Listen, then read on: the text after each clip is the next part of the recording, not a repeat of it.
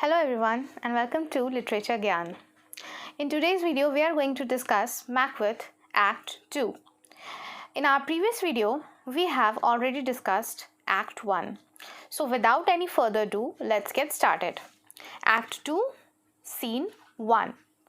So in the Scene 1, Banquo enters with Fleance. बैंको फ्लियांस के साथ एंट्री करता है, वो आपस में कुछ बातें करते हैं. तभी मैकबेथ आता है अपने सर्वेंट के साथ और डंकन एक डायमंड देता है बैंको को, लेकिन मैकबेथ उसे रख लेता है. ठीक है.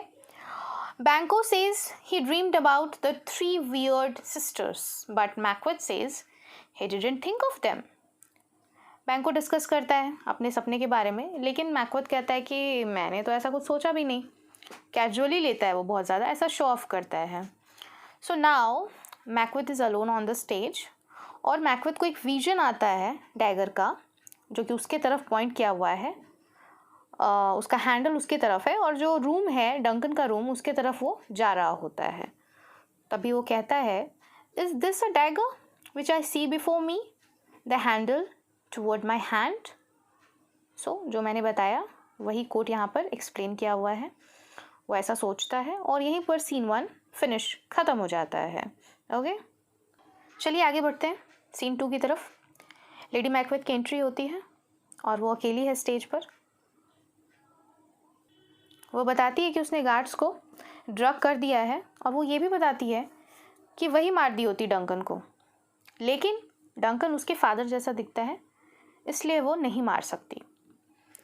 तभी मैकबेथ की एंट्री होती है और वो कहता है कि मैंने मार दिया, क्योंकि उसके हाथ में ब्लडी डैगर होता है, जो कि ये प्रूफ करता है कि उसने अपना काम कर दिया, उसने अपने टारगेट को अचीव कर लिया.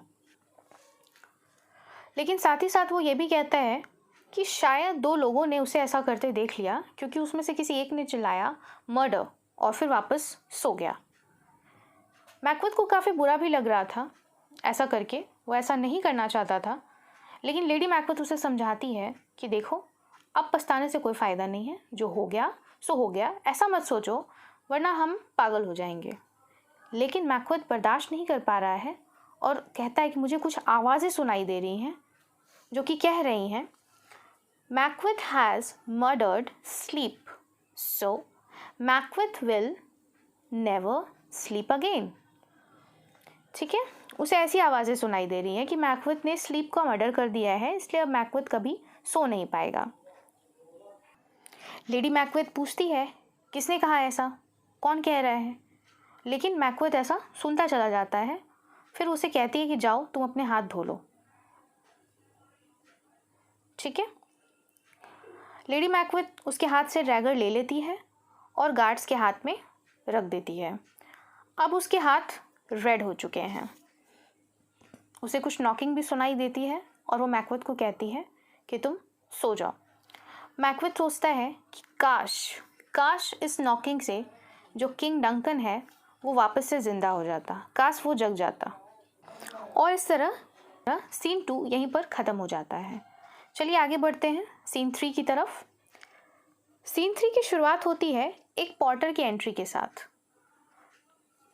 वहाँ पे बहुत सारे नॉकिंग हो रहे हैं और पॉटर को बहुत सारे नॉकिंग के आंसर्स देने हैं. एक कॉमेडी यहाँ पर होती है जिसमें कि पॉटर का एक बहुत ही अहम किरदार है.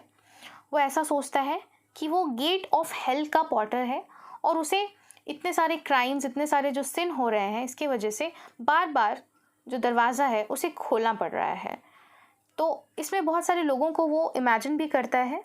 वो थोड़ा सा ड्रंक था तो वो इमेजिनेशन में चला जाता है, जिसमें कि फार्मर, कॉन मैन, टेलर, ये सारे लोग आते हैं और वो सभी को कुछ विटी रिमार्क्स भी देता है. काफ़ी अच्छी बातें, काफ़ी अच्छे डायलॉग्स वो यूज़ भी करता है. ठीक है, आगे बढ़ते हैं. अब मैकडफ और लेनॉक्स ये दोनों राजा से मिलने आते हैं, क्योंकि राजा कैसल में थे मैकबेथ के और अब दिन हो गया है, अब लोग उनसे मिलना चाहते हैं. सो आगे क्या होता है, मैकबेथ आता है काफ़ी स्लीपी इनोसेंस के साथ, जैसे वो सो रहा हो रात भर, और वो लोग बोलते हैं कि चलो भाई मिलते हैं राजा से.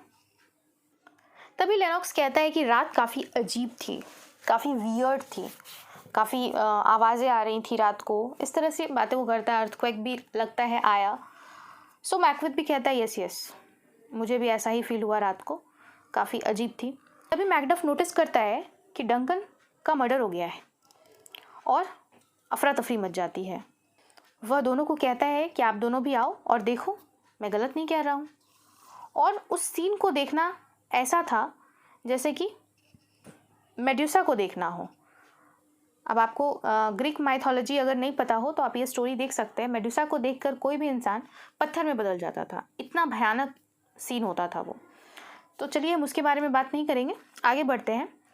सो यहाँ पे लोग बहुत ही हैरान हो जाते हैं, सभी को उठाया जाता है पूरे कैसल में, है ना। सभी लोग आते हैं तो मैल्कम और डोनाल्ड भी आता है और कहता है कि व्हाट, ये क्या हो गया। काफ़ी हैरान है दोनों कि अचानक से राजा तो बिल्कुल ठीक थे रात को, फिर ये कैसे हो गया सडनली।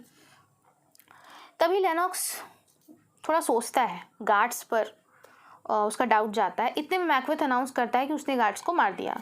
मतलब लेनॉक्स यहाँ पे डाउट करता है कि कहीं गार्ड्स ने तो, किसी ने उसे ब्राइब किया हो मारने के लिए, किसी तरह की कोई बात होगी। और मैकबेथ कहता है कि मैंने तो उन्हें मार दिया। तो मैकडफ कहता है हे वेट, ये तुमने कब किया। और इस तरह से मैकडफ को डाउट होता है। तभी लेडी मैकबेथ अपने हस्बैंड को बचाने के लिए बेहोश हो जाती है। उसकी स्टुपिडिटी पर भी कह सकते हैं हम कि बेहोश हो जाती है। और डोनाल्ड और मैल्कम बात को समझ जाते हैं और डिसाइड करते हैं कि यहाँ से भागने में ही भलाई है। सो मैल्कम जो है वो इंग्लैंड चला जाता है और डोनाल्ड आयरलैंड चला जाता है। और इस तरह से मैकबेथ का रास्ता अपने आप खाली होते चला जा रहा है। आगे बढ़ते हैं नेक्स्ट सीन, क्योंकि सीन 3 यहीं ख़त्म हो जाएगा, सीन 4 की तरफ। सीन 4 में एंट्री होती है रोज़ की एक ओल्ड मैन के साथ। ये दोनों आपस में बातें करते हैं। ओल्ड मैन काफ़ी डिस्टर्ब्ड है अननेचुरल इवेंट्स की वजह से जो कि लास्ट नाइट में हुए। रोज़ भी कहता है कि अभी मिडिल ऑफ द डे है लेकिन अजीब सी चीज़ें हो रही हैं, इतनी बाहर इतना अंधेरा है। ओल्ड मैन देखता है कि एक आउल ने एक हॉक को मार दिया और डंकन के जो दोनों घोड़े हैं वो एक दूसरे को ही खा गए। तभी मैकडफ को डाउट होता है और वो मैकबेथ पे सस्पेक्ट करता है। वो कहता है कि क्या डेड गार्ड्स को ब्राइब किया गया था या फिर वो 2 बेटे इसलिए भाग गए क्योंकि उन्होंने मर्डर किया था। नो, मुझे तो ऐसा नहीं लग रहा। तो फिर मैकडफ को क्या लग रहा है?